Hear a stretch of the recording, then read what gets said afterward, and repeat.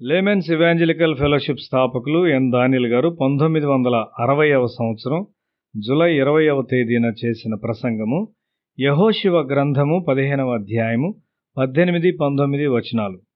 ఆమె గాడిదను దిగగా కాలేబు ఆమెను చూచి, నీకేమి కావాలనని ఆమెను అడిగాను.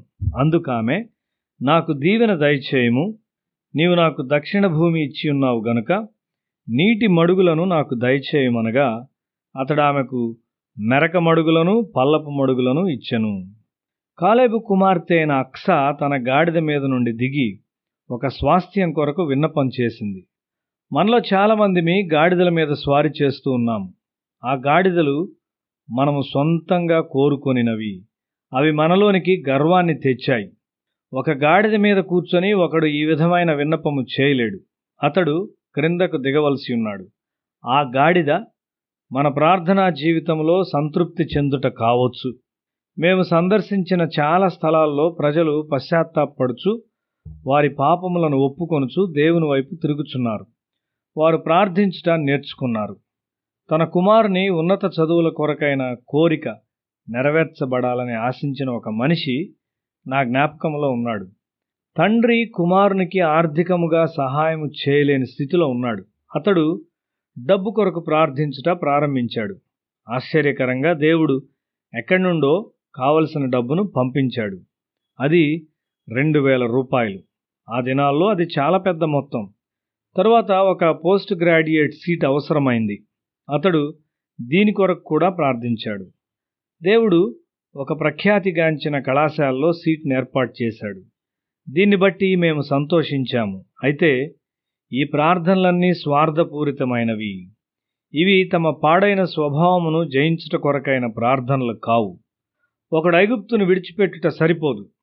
అతడు ముందుకు సాగి వెళ్ళుచు వాగ్దాన దేశమును చేరు వరకు వెళ్ళాలి. అతడు అమాలేకీయులను ఎదుర్కొనాలి. అతడు హోరేబు నొద్ద నిలిచి దేవుని ధర్మశాస్త్రమును స్వీకరించాలి మరియు ఆయన్ని గూర్చి బోధించబడాలి. ఇశ్రాయేలీయులు హోరేబులో దేవుని మహిమను చూచారు. అది ఒక భయంకరమైన అనుభవము. దేవుడు వారితో ప్రత్యక్షముగా మాట్లాడుటను విని వారు భయపడినారు. వారు దేవుని ప్రత్యక్షముగా చూచి ఆయన స్వరం వింటే తాము నశించిపోతామని భావించారు. ఆయన వారితో మోషే ద్వారా మాట్లాడితే చాలు అని వారు చెప్పారు. ఆ తరువాత దేవుడు తన మనసును మోషే ద్వారా వారికి బయలుపరిచాడు.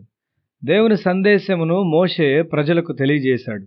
ఆ తరువాత వారు వాగ్దాన దేశమునకు 12 మంది వేగుల వారిని పంపారు.